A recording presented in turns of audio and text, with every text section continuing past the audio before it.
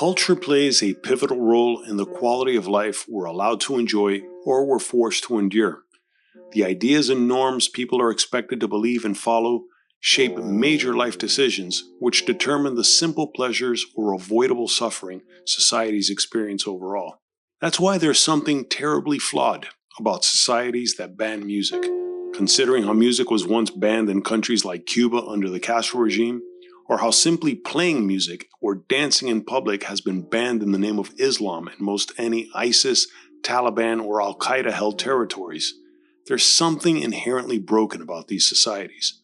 This occurred to me one Friday night while watching YouTube videos of Kiss performing on the Midnight Special back in 1975. The videos not only got me feeling nostalgic about my childhood, but they made me realize how fortunate I was to have been allowed to listen to rock music, and how that would have not been the case had my parents taken their Christianity too seriously. Or worse yet, had I grown up in their native Cuba, where rock music was prohibited during the 1960s and 70s after communism took over that island like a cancer. I was about to watch another Kiss video when I noticed YouTube suggesting news videos about all the anti-Israel college protests still taking place almost 2 years after Hamas's October 7th attack on Israel. I'm a news junkie, and perhaps YouTube's algorithm was checking if that was still the case. But there wasn't any news coverage about the anti-Hamas protests in Gaza itself, which resulted in the torture and death of Palestinians protesting against Hamas. Why most left-of-center news outlets essentially lie by omission by refusing to report on this is almost as shameful as the banning of music. As I watched the next Kiss video, it made me wonder if they had ever received any death threats from Islamists back in the 1970s. After all, as far as Hamas terrorists were concerned, Gene Simmons and Paul Stanley are two Jews who represent the epitome of the antithesis of what Islam preaches. Then it dawned on me, how different would my life have been had I been forced to listen to Hamas's hate-filled death cult propaganda instead of being allowed to listen to Kiss and their music that celebrated life with songs such as Rock and Roll All Night and Party Every Day. And that's the beauty of growing up in a free country like the United States. Despite it being a predominantly Christian nation, Kiss was allowed to rock on, Jewish frontmen and all.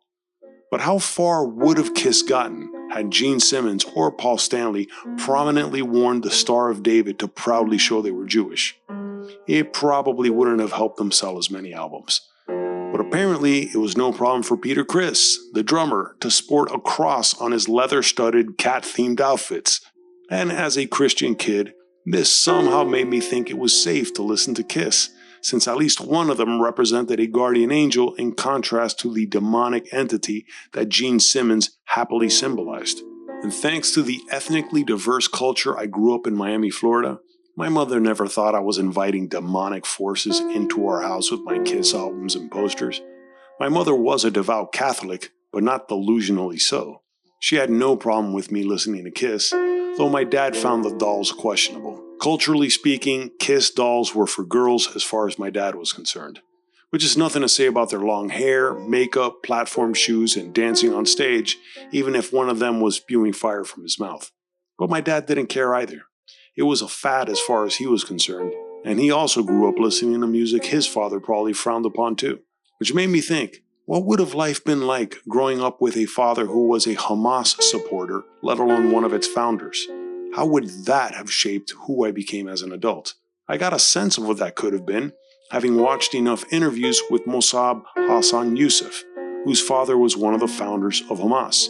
In the documentary The Green Prince and numerous interviews, he retells the horrors he witnessed by Hamas on the very Palestinians they were supposedly fighting for. How women could be blamed for their own rape and get beaten in public by their own fathers. How mothers will have more children they can afford to raise in the hopes one would be martyred for jihad. What kind of belief system leads to such undeniably self-destructive behavior?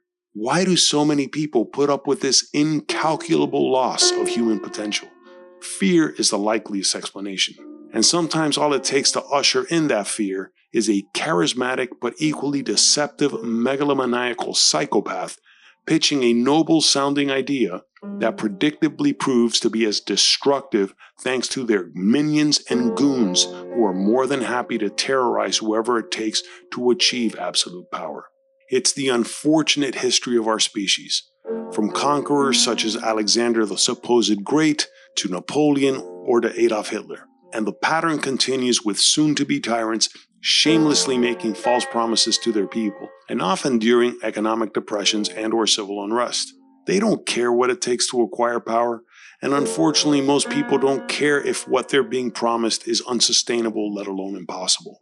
And that's what communism has done to many nations, including Cuba and all the economically misguided people that bought into Castro's bullshit before realizing they had been deceived. And societal fear can masquerade as collective courage through virtue signaling and ultimately mass hysteria. And Middle Eastern autocracies, particularly those that view Israel as a threat because it is the one lone democracy in their midst, leverage that virtue signaling through media outlets like Al Jazeera funded by the Qatari government. And they do this almost complete with instructions on how to weaponize the empathy and freedom too many people take for granted, namely naive college students who have no clue how they're being radicalized and used as pawns to later be discarded. Much like progressive leftists who supported the Ayatollah Khomeini during Iran's 1979 revolution, who were later killed by his regime once their useful idiocy was thoroughly exploited. How autocracies and theocracies have been a staple of human history for millennia is a sad testament to how our species organizes itself into tribes, communities, and nations at large, and ultimately how so many people can be so easily duped by sadistic psychopaths hell-bent on dominating everyone for their selfish gain. And anti-Semitism is one of the oldest methods tyrants have used to divide and conquer. Though I knew Gene Simmons was Jewish when I was a kid, it wasn't until I was an adult that I discovered his mother was a Holocaust survivor.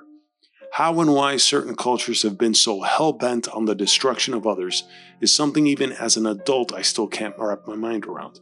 But it's not always about two rival cultures or tribes attacking each other. Some societies almost cannibalize themselves, as what happened with Cuba under the Castro regime.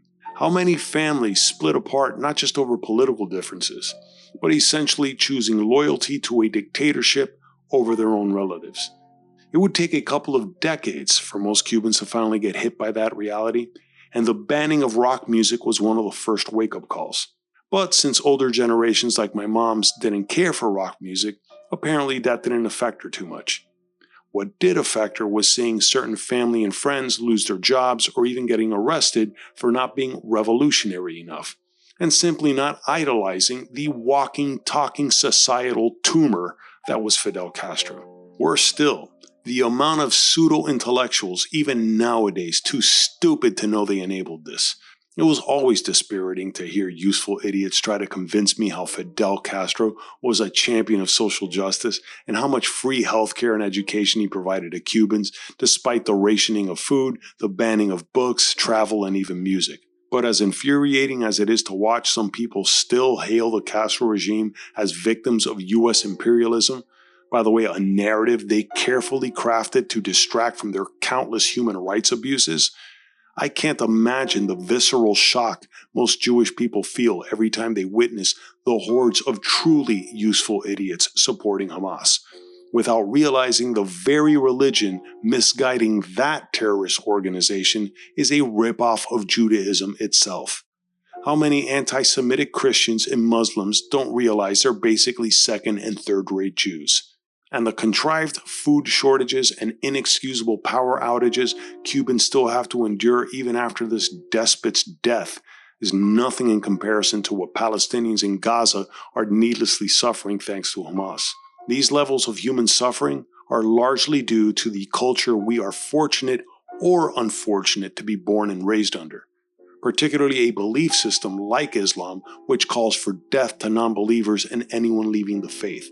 Cultural norms such as the food people eat, the clothing people wear, and the music people listen to are all subjective in terms of taste. It can almost be argued there's no right or wrong, but the ideas they promote and expect people to live by can be objectively productive or destructive and even measured per capita. Yet all too often, people realize this too late in life. because they dangerously assume that autocracies and the avoidable suffering they impose, usually beginning with the banning of speech and even music, is just a part of their culture and a way of life they're led to believe they're supposed to endure instead of enjoy. If I got anything wrong in this video, please let me know in the comments below.